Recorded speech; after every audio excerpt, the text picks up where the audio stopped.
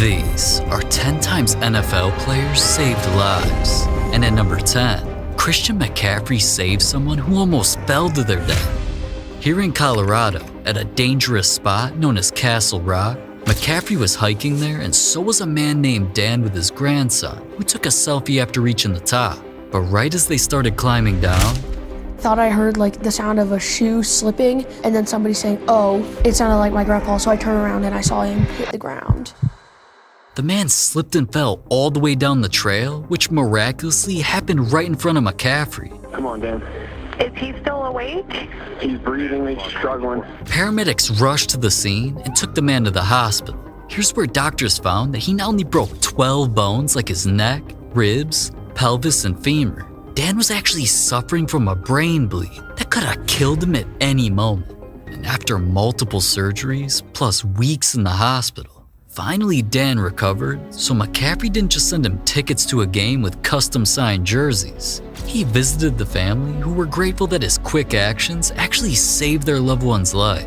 I also spoke with Eli's dad, and he says he is so thankful for those athletes who truly saved his dad's life. And of course, the McCaffreys and Michael are continuing to send their prayers. Now, alright, I could definitely see McCaffrey saving an old man. I mean, he's always helping people.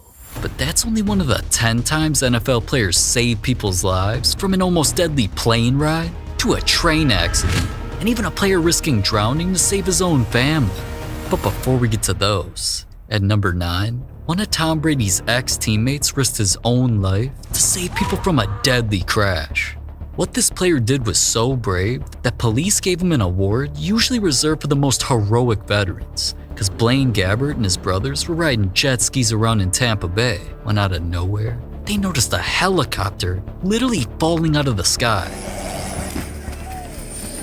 Blaine's crew quickly sped over to help. Then they managed to get the family out and put them on his jet skis just seconds before the entire helicopter sank. We're seeing like 2 yellow life jackets, so I was like, all right, we gotta go check this out. The youngest kid had just came up and said he was pinned in there, and I asked if anybody else was trapped. And then I called 911. The pilot was still in the water, and that was when you guys pulled up. And I dragged him a little bit towards the boat, and luckily enough, the fire department was there, everybody was there, and it wasn't me, it was credit goes to these guys, because if they weren't there in the nick of time, it could have turned bad. All the work that you did out there, there's no reason why we don't make you an honorary member of our Marine Patrol. But as much as he tried giving everyone else the credit, his efforts are why the family miraculously made it to safety without any injuries. We were trapped under so much stuff. I had so many cables and wires and headsets and seatbelts all around me. I really thought I was going to die in that helicopter. Now, that man is definitely lucky he's here to tell the story, and honestly, it's all thanks to Blaine. But at number 8, Tyreek Hill's group chat helped him save his fans' life.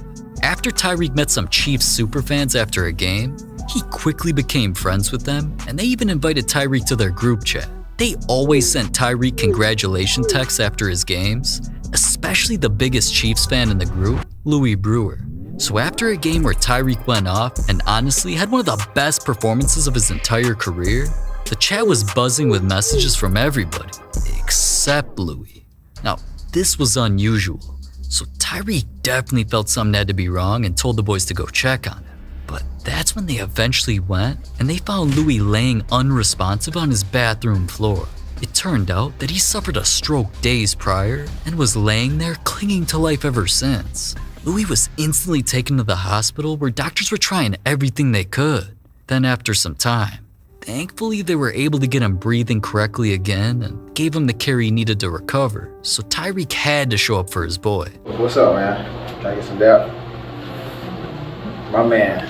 Man, all cause Tyreek noticed and said something, Louis survived. But at number 7, Mark Andrews dealing with his own deadly disease helped him save someone else's life.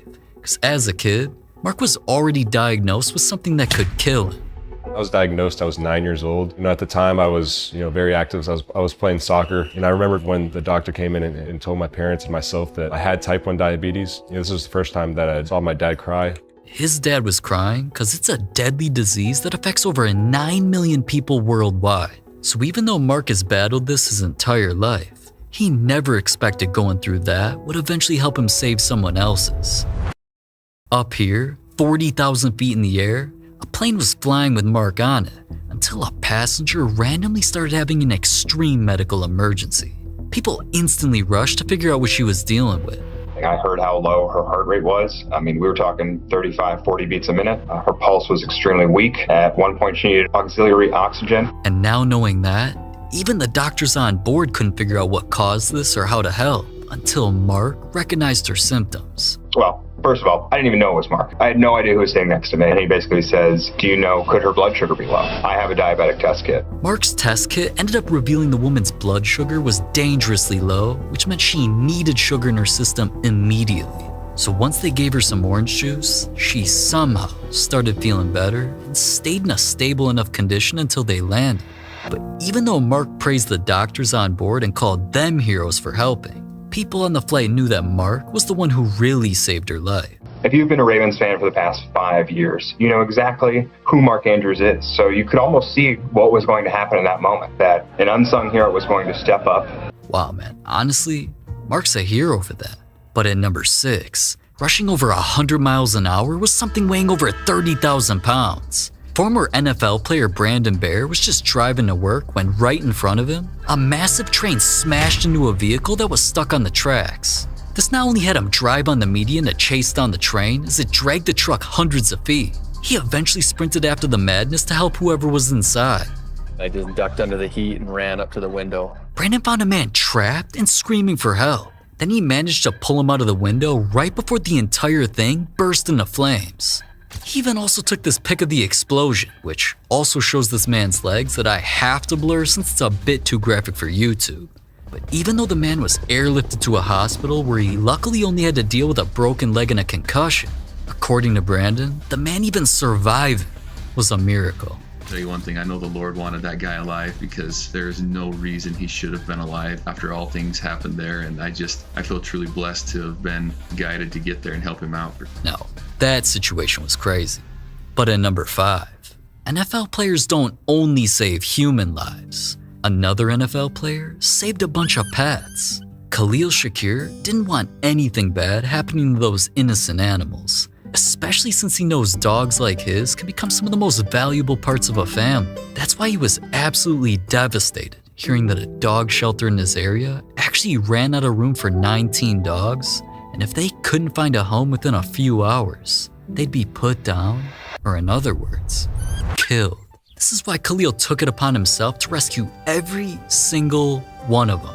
Then he hosted an adoption event, which helped all 19 of those dogs find a brand new home. So I'm not even surprised that a bunch of fans thanked him for literally saving the dogs' lives. But dogs are one thing. At number 4, at an NFL game, I never thought a player would have to save a little kid from dying. After a Chiefs game, kids were just rushing up to see their favorite players walk back into the locker room. When all of a sudden, oh shit! The kid fell head first, and many thought that his neck could be broken, or even worse. Nobody knew if he was even alive anymore, until Tershawn Wharton lifted him back into the stands. Well, I said it was natural reaction, and when I heard my name, I seen him coming down, but I just had to kind of like push him into the stands a little bit to make sure he didn't hit too hard. Kids, you gotta be careful, because at least that time he was lucky to get his life saved. But at number 3, Peyton Hillis saving his own family almost cost him his life. It was January 4th, 2023 in Pensacola, Florida. At first, it was just like any other day where families like Peyton's were all having fun at the beach. But just when everything seemed to be going right, something went horribly wrong.